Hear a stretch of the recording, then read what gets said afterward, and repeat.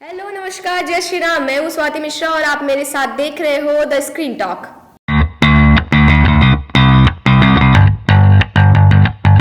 हिंदुस्तान की राजनीति में एकता कपूर के सीरियल से भी ज्यादा ड्रामा देखने को मिलता है। आपको बता दें कि इस इंडिया अलायंस जिसकी नींव 2024 के इलेक्शन को जीतने के लिए रखी थी, अब उसके अंदर खुद में ही फूट पड़ चुकी है। आपको बता दें कि तृणमूल कांग्रेस की ममता बनर्जी ने कह दिया है कि वो चुनाव के दौरान कांग्रेस को बंगाल में नहीं देखना चाहती। वहीं पंजाब में भगवंत मान ने कह दिया है कि अब वो अकेले ही चुनाव लड़ेंगे।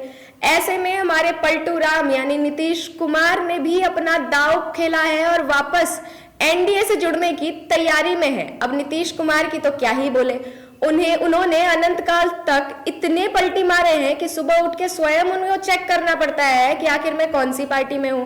अब आपको बता दें कि पहले से ही सबको ये पता था कि ये अलायंस ज्यादा दिनों तक तो नहीं टिकेगा, लेकिन इतनी जल्दी टूट जाएगा ये भी किसी ने नहीं सोचा था। आज हम बात करेंगे कि आखिर ये अलायंस इतनी जल्दी क्यों टूट रहा है। 2023 के इलेक्शन के बाद मोदी लहर को देखते हुए तमाम रीजनल पार्टियों ने ये निर्णय लिया कि अगर मोदी को हराना है तो साथ आना पड़ेगा, और इस बात को सबसे पहले जो स्वीकारा वो थे नीतीश कुमार ने। उनके भेजे में ये बात जल्दी आई। क्यों? क्योंकि नीतीश कुमार का तो इतिहास रहा है कि जहां भी पार्टी तगड़ी दिखे हम वहीं घुस जाते हैं। तो इस बार फिर नीतीश कुमार ने सीएम रह चुके हैं, लेकिन अब उनका सपना थोड़ा बड़ा हो चुका है। अब वो पीएम बनने के ख्वाब देख रहे हैं। ऐसे में अकेले मोदी को हरा पाना नामुमकिन था। फिर नीतीश कुमार ने एक अलायंस का गठन किया जिसके अंदर वो तमाम छोटे बड़े रीजनल नेताओं को लेकर एक गठबंधन तैयार किया, जिसके दौरान वो तृणमूल कांग्रेस से मिले, यहाँ तक कि उड़ीसा के मुख्यमंत्री से भी बात करी जा करके, जिसके बाद इन सब ने मिलकर एक गठबंधन किया। लेकिन इस गठबंधन के अंदर ना कोई एजेंडा था और ना ही कोई मजबूत पार्टी जो इस अलायंस को लीड कर सके। भले चाहे इनके पास कोई प्रॉपर एजेंडा ना हो, कोई बात नहीं, कल तक सभी एक दूसरे के ऊपर गालियां बरसा रहे हो, कोई दिक्कत नहीं। सब एक दूसरे के ऊपर जुमलाबाजी कर रहे हो तो भी कोई दिक्कत नहीं। आखिर सवाल था मोदी को हराना। धीरे धीरे सभी नेताओं को समझ में आने लग गया कि आखिर मोदी को हराना है तो साथ आना पड़ेगा। इसी बीच कर्नाटक में कांग्रेस इलेक्शन जीत गई, जिसके बाद इनका मनोबल थोड़ा और बढ़ गया कि अब शायद ये मोदी को साथ मिलकर हरा पाए। लेकिन इनका खुद का अलायंस नहीं संभल रहा हो तो वो देश क्या ही चला पाएंगे।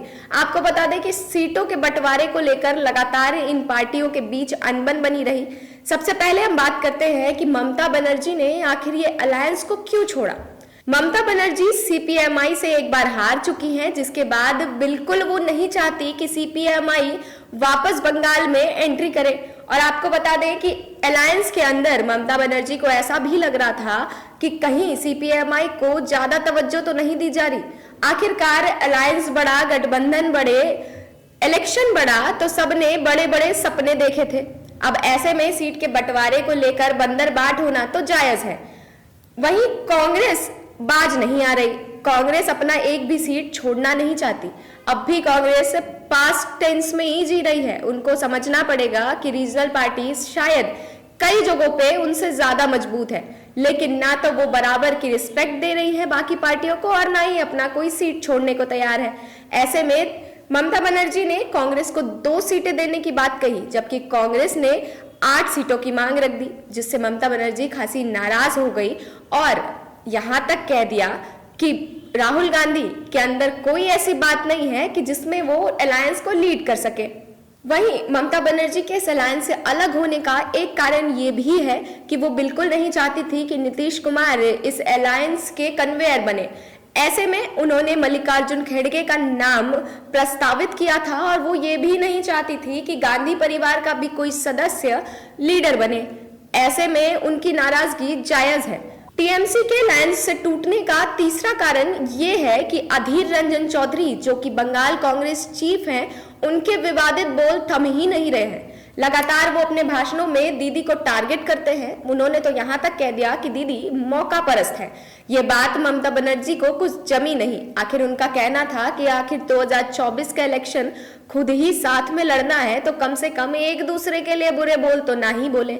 लेकिन कांग्रेस कहाँ मानने वाली है। वही बात करें आम आदमी पार्टी की, तो आम आदमी पार्टी को ऐसा लगता है कि असेंबली इलेक्शन में मिली भारी जीत के बाद शायद लोकसभा चुनाव में वो 10 सीटें तो जीत ही जाएंगे। वहीं कांग्रेस दूसरी तरफ पंजाब में बिखरी पड़ी है। सिद्धू किनारा कर चुके हैं, चन्नी का अता पता नहीं है। वहीं कैप्टन ने पहले ही पार्टी छोड़ दी है।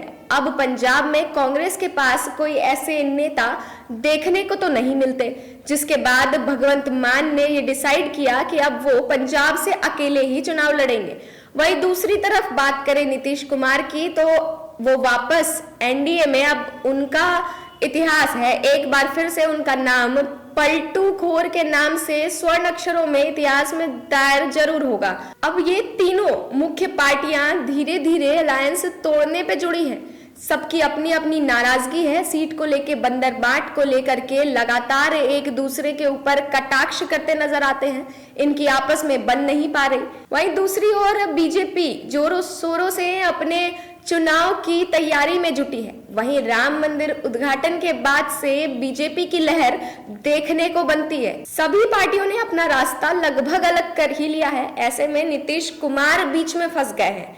अब अपने नाम यानी कि पलटू खोर की गरिमा तो उन्हें रखनी ही पड़ेगी, और शायद यही उनके लिए फायदेमंद भी साबित होगा। आपको बता दें कि बहुत समय से बीजेपी के कुछ नेता नीतीश कुमार को वापस एनडीए ज्वाइन करने के लिए लगातार मनाने में भी लगे थे। उन्हें यह भी कहा गया था कि अगर वो वापस एनडीए ज्वाइन करते हैं तो पीएम बने ना बने, लेकिन कैबिनेट में मंत्री बनने के चांसेस तो उनके बढ़ ही जाते हैं। ऐसे में नीतीश कुमार अपने नाम के मुताबिक जिधर पलड़ा भारी दिखेगा उधर मुड़ ही जाएंगे। सीपीएमआई टीएमसी की आपसी रंजिश, कांग्रेस का किसी के सामने ना झुकना, अपना एक भी सीट नहीं छोड़ना, वहीं लालू यादव का तेजस्वी को मुख्यमंत्री बना देने का प्रस्ताव, इन तमाम उलझनों को सुलझाने के दौरान ये अलायंस पूरी तरह से टूटता हुआ नजर आ रहा है। वहीं दूसरी ओर बीजेपी अपनी हैट्रिक लगाने को वापस तैयार है। तो देखते हैं आगे क्या होता है। आपको लगातार इलेक्शंस की अपडेट हम देते रहेंगे। आप देखते रहिए द स्क्रीन टॉक।